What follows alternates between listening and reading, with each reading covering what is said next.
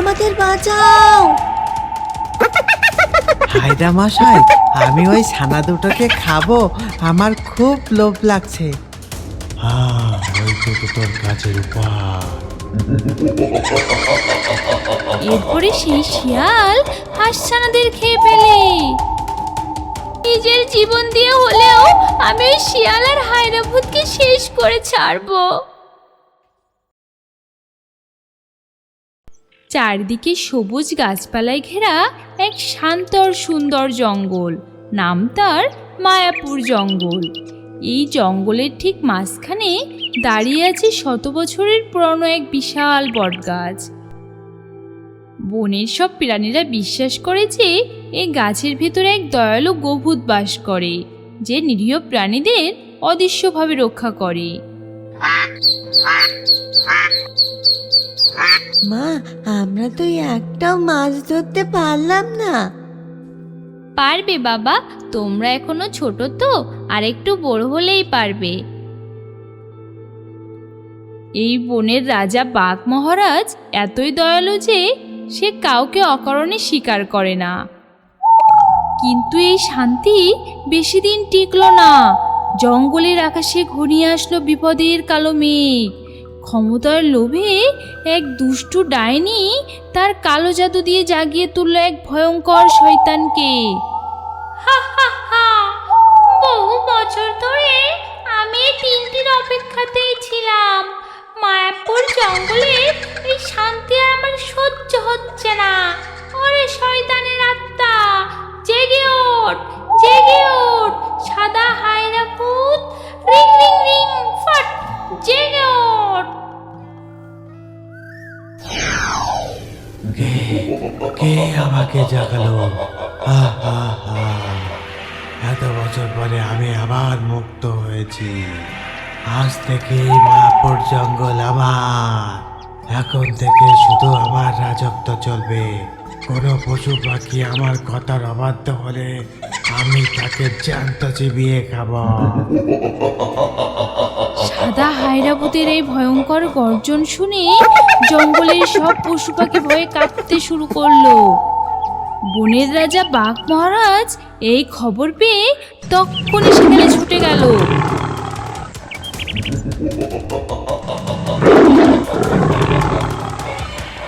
খবরদার সাদা হায়না ভূত, এক পাও আর সামনে এগোবি না। এই মায়াপুর জঙ্গল আমার। এখানকার সব পশু পাখিরা শান্তিতে বসবাস করে। তুই কোথা থেকে এসেছিস আমি জানি না, কিন্তু আমি থাকতে তুই এই জঙ্গলের কারো কোনো ক্ষতি করতে পারবি না। এখনই এই জঙ্গল ছেড়ে চলে যা। তুই আমাকে ভয় দেখাচ্ছিস? একটা সামান্য বাঘ হয়ে তুই জাদুকরি সাদা হায়রা ভূতকে আটকাতে এসেছিস? তোর এত বড় সাহস! আজ আমি তোকে এমন শিক্ষা দেব যে এই বনের আর কেউ আমার সামনে দাঁড়ানোর সাহস পাবে না। তবে রে শয়তান, আজ আমি তোকে এই জঙ্গল থেকে চিরতরে তাড়িয়ে দেব। বাঘ মহারাজ গর্জন করে সাদা হায়রাভূতের উপর ঝাঁপিয়ে পড়ল, কিন্তু হায়রাভূতের গায়ে ছিল ডাইনির কালো জাদুর বিশাল শক্তি। সে এক থাবাতেই বাঘ মহারাজকে অনেক দূরে ছুঁড়ে ফেলে দিল। দেখলে তো সবাই, তোমাদের বাঘ রাজার কি অবস্থা করলাম। এবার থেকে তোমাদের সবাই আমার কথা শুনে চলবে, তা না হলে তোমাদের পরিণতি এর চেয়েও খারাপ হবে। বাঘ মহারাজের এই অবস্থা দেখে জঙ্গলের সব প্রাণী ভয়ে যে যার আস্তানায় লুকিয়ে পড়ল। এদিকে দূর থেকে একটা ঝোপের আড়ালে বসে এই পুরো ঘটনাটা দেখছিল এক লোভী শিয়াল। বাপ রে বাপ, এই সাদা হায়রা তো দেখছি খুব সাংঘাতিক শক্তিশালী। বাঘ মহারাজকেও এক আঘাতে হারিয়ে দিল। আমি যদি প্রতিদিন নিজের খাবার নিজে শিকার করতে যাই তাহলে তো অনেক খাটনি। তার চেয়ে বরং আমি যদি হায়রা মশাইয়ের দলে যোগ দিই তাহলে আর কোনো কষ্টই করতে হবে না। প্রতিদিন বিনা পরিশ্রমে শিকার পাবো। হায়দা মশাই যা খাবে তার থেকে একটু খেয়েই আমার পেট ভরে যাবে। হ্যাঁ, এটাই সবচেয়ে ভালো বুদ্ধি।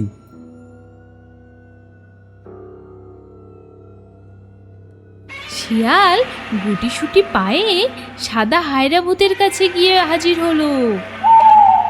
নমস্কার হায়দা মশাই, আপনার শক্তি আর বীরত্ব দেখে আমি তো একেবারে মুগ্ধ হয়ে গেছি।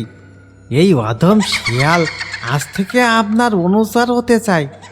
আপনি শুধু হুকুম করবেন আর আমি আপনার সব কাজ করে দেব। তুই তো দেখছি বেশ চালাক। ঠিক আছে, আজ থেকে তুই আমার চামচা। যা, গিয়ে খুঁজে বের কর এই জঙ্গলে কে কোথায় লুকিয়ে আছে। শিয়াল তো মহা খুশি। সে মনের আনন্দে জঙ্গলে ঘুরতে ঘুরতে হাঁস পরিবারের আস্তানা খুঁজে পেল। জঙ্গলের এক নিরাপদ গুহায় মা হাঁস তার 2 ছানাকে নিয়ে থাকতো। আমার সোনা ছানারা, তোরা গুহার ভেতরেই থাকবি। বাইরের পরিস্থিতি এখন একদম ভালো না। শয়তান হায়রা ভূত পুরো জঙ্গলে তাণ্ডব চালাচ্ছে। আমি তোদের জন্য নদী থেকে একটু খাবার নিয়ে আসছি। তোরা যেন ভুলেও গুহার বাইরে বের হবি না। ঠিক আছে মা, তুমি তাড়াতাড়ি ফিরে এসো, আমাদের খুব ভয় করছে। ভয় পাস না বাবা, আমি এক্ষুনি আসছি। মা হাঁস খাবার খুঁজতে নদীর দিকে চলে গেল, কিন্তু সে জানতো না যে শিয়াল তাদের গুহাটা চিনে ফেলেছে। মা হাঁস যখন খাবার নিয়ে ফিরছিল তখন হঠাৎ জঙ্গলের রাস্তায় সাদা হায়রা ভূত তার পথ আটকে দাঁড়ায়। কোথায় যাচ্ছিস শোনে? এই জঙ্গল এখন আমার রাজত্ব। আমাকে জিজ্ঞেস না করে তুই খাবার নিয়ে যাবি? আজ তোকে খেয়ে আমি আমার দুপুরের ভোজ সারবো। আমাকে ছেড়ে দাও হায়রা ভূত, আমার ছোট ছোট 2 ছানা গুহায় আমার জন্য অপেক্ষা করছে। আমি না গেলে ওরা না খেয়ে মারা যাবে। তাতে আমার কি? আমি তোকে এখনই খাবো। হায়রা ভূত মা হাঁসকে আক্রমণ করতে ছুটে এলো, কিন্তু মা হাঁস কোনো রকমে একটা ছোট্ট গর্তের ভেতরে ঢুকে নিজের প্রাণ বাঁচালো। হায়রা ভূত তাকে ধরতে না পেরে রেগে সেখান থেকে চলে গেল। কিন্তু এদিকে গুহার কাছে ঘটে গেল এক মহা সর্বনাশ। মা হাঁস গুহায় না থাকার সুযোগে শিয়াল সেখানে ঢুকে পড়ল। বাহ, কি সুন্দর তুলতুলে 2টো ছানা! হায়দা মশাইয়ের এগুলো খাবার কোনো দরকার নেই, এগুলো আমি একাই মজা করে খাবো। কে তুমি? কে তুমি? আমাদের গুহায় কেন এসেছো? আমাদের মা এক্ষুনি চলে আসবে। মা চলে এলে কিন্তু তোমাকে খুব বকবে। তোর মা আসার আগেই আমি তোদেরকে আমার পেটের ভিতরে চালান করে দেব। হা হা হা। শিয়াল এক মুহূর্ত দেরি না করে নিরীহ হাঁসছানাদের খেয়ে ফেললো।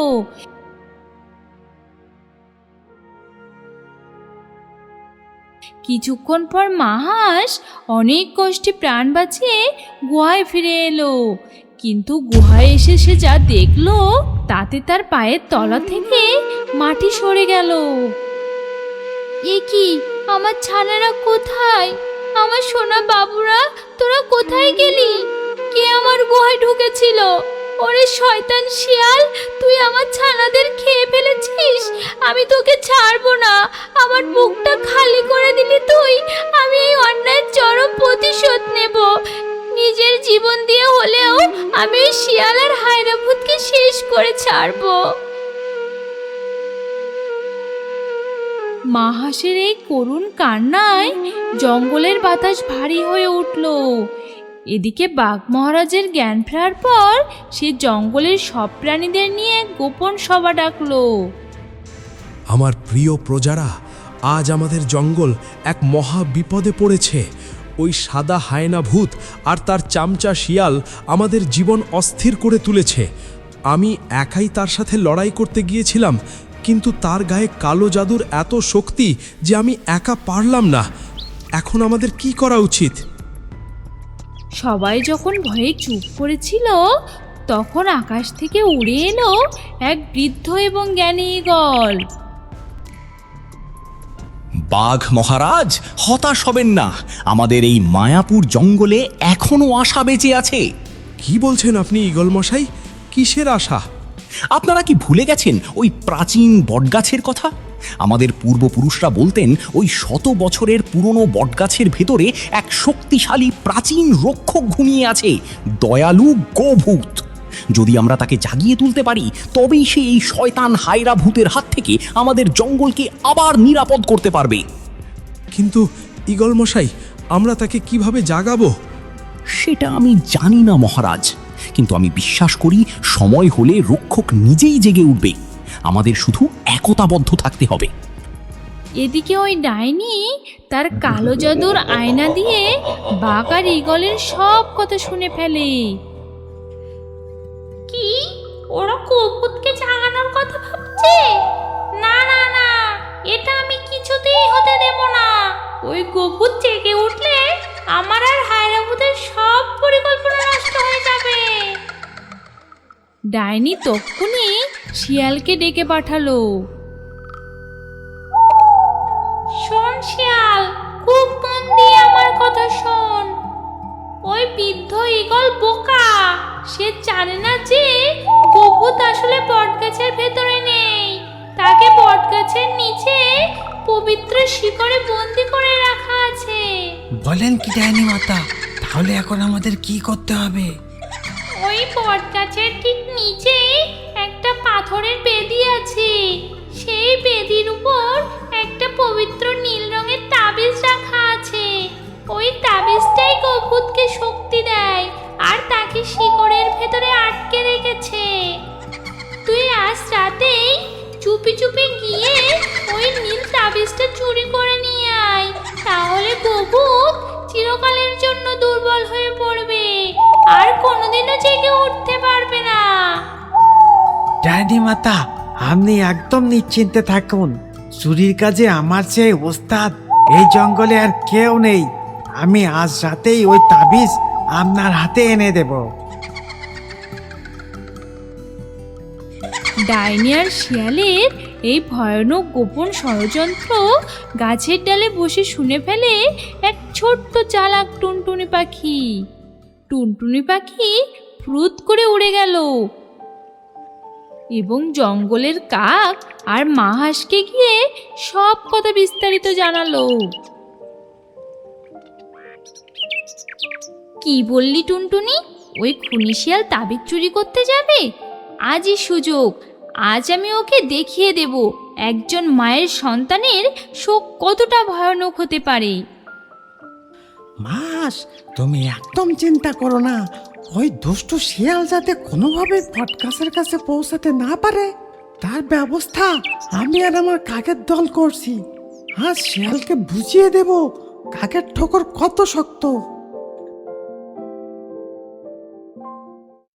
রাত গভীর হলো। শিয়াল গুটিসুটি পায়ে অন্ধকার জঙ্গলের ভিতর দিয়ে বটগাছের দিকে এগোতে লাগলো। চারদিক কি শান্ত, কেউ গুণক্ষরে টেরও পায়নি আমি যে কি করতে যাচ্ছি। আজ এই নীল তাবিজটা ডাইনি মাতাকে দিলেই আমি এই জঙ্গলের সেনাপতি হয়ে যাব। শিয়াল যেই বটগাছের কাছে পৌঁছালো অমনি অন্ধকার আকাশ থেকে তীক্ষ্ণ শব্দ করে নেমে এলো কাকের বিশাল দল। ধরো শিয়ালটাকে, ও আমাদের বনের রক্ষকের তাবিজ চুরি করতে এসেছে। ঠুকরে ওর চোখ কানা করে দে। কাকের দল শিয়ালকে এমন ঠোকর মারা শুরু করলো যে শিয়াল দিশেহারা হয়ে মাটিতে লুটিয়ে পড়লো। ওরে বাবারে, এত কাক কোথা থেকে এলো? উহ, আমার মাথা, আমার পিঠ, ছেড়ে দে আমাকে। আমি আর চুরি করবো না, ছেড়ে দে। ঠিক সেই মুহূর্তে আকাশে এক ভয়ঙ্কর শব্দে বজ্রপাত হলো। সবাই সরে যাও, কিছু একটা হতে চলেছে। মুহূর্তের মধ্যে 100 বছরের পুরনো বটগাছটা থরথর করে কেঁপে উঠল। গাছের নিচের মাটি ভয়ঙ্কর শব্দে ফেটে 2 ভাগ হয়ে গেল। আর সেই ফাটা মাটি পুড়ে বেরিয়ে এলো এক বিশাল সিংহলা পবিত্র আত্মা, দয়ালু গভূত। কে আমার জঙ্গলের শান্তি নষ্ট করেছে? আমি আবার জেগে উঠেছি। আমি বুঝতে পারছি এই জঙ্গলে আবার কোনো অশুভ নিষিদ্ধ শক্তির প্রবেশ ঘটেছে। গভূত জেগে উঠতে সাদা হায়রা ভূত সেখানে ছুটে এলো।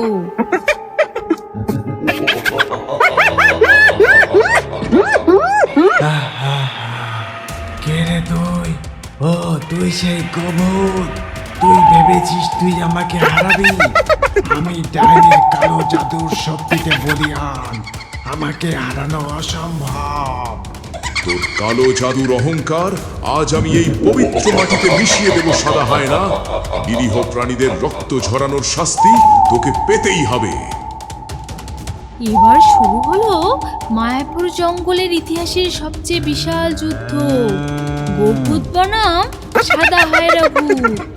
গভূত তার বিশাল শিং দিয়ে হায়রা ভূতকে আক্রমণ করলো, কিন্তু হায়রা ভূতের কিছুই হলো না। এ কি? আমার পবিত্র আঘাতের গায়ে লাগছে না কেন? এর গায়ে এত অশুভ শক্তি কোথা থেকে আসছে? তুই আমার কিছু করতে পারবি না গভূত, আমার শক্তি আসে। গভূতের এই অবস্থা দেখে সেই বৃদ্ধ ঈগল বলে ওঠে, আমার মনে হয় এই হায়রা ভূতের আসল শক্তি লুকিয়ে আছে ডাইনির ওই কালো জাদুর বইয়ের ভেতরে। কিন্তু সেই বইটা কোথায়? চলো আমরা সবাই মিলে খুঁজি।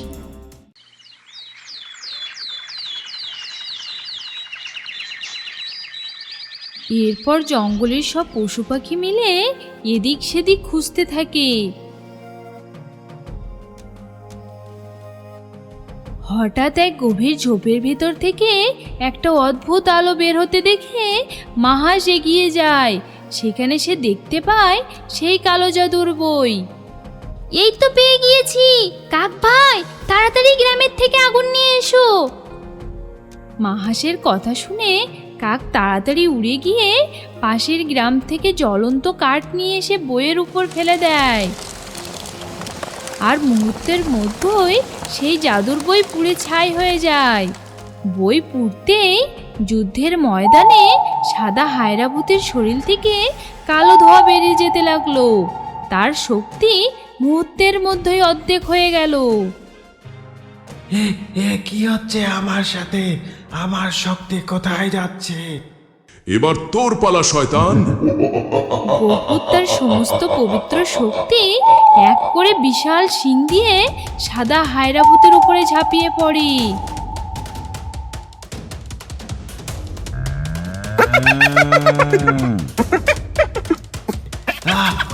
বাঁচা! হায়রা ভূতের এই ভয়ানক পরিণতি দেখে ডাইনি বুঝতে পারল যে তার আর কোনো উপায় নেই। আজ আমি হেরে গেলাম, কিন্তু আমি আবার ফিরে আসব।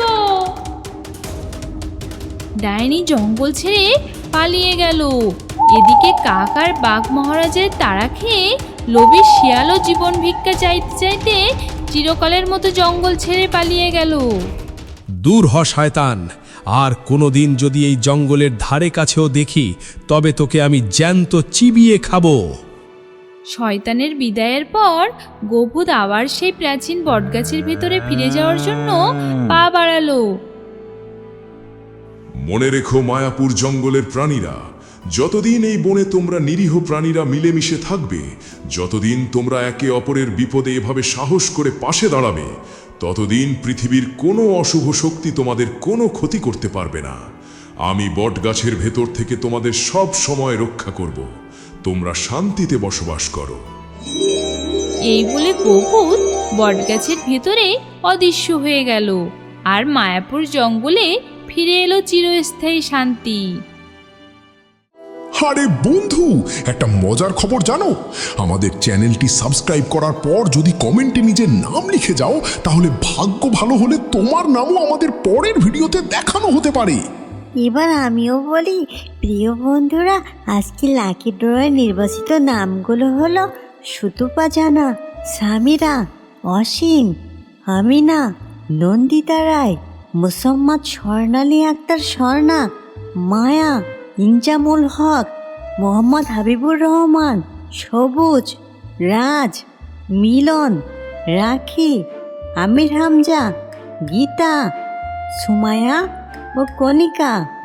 তোমরাও যদি আমাদের ভিডিওতে নিজের নাম দেখতে চাও তাহলে এখনই কমেন্ট করো।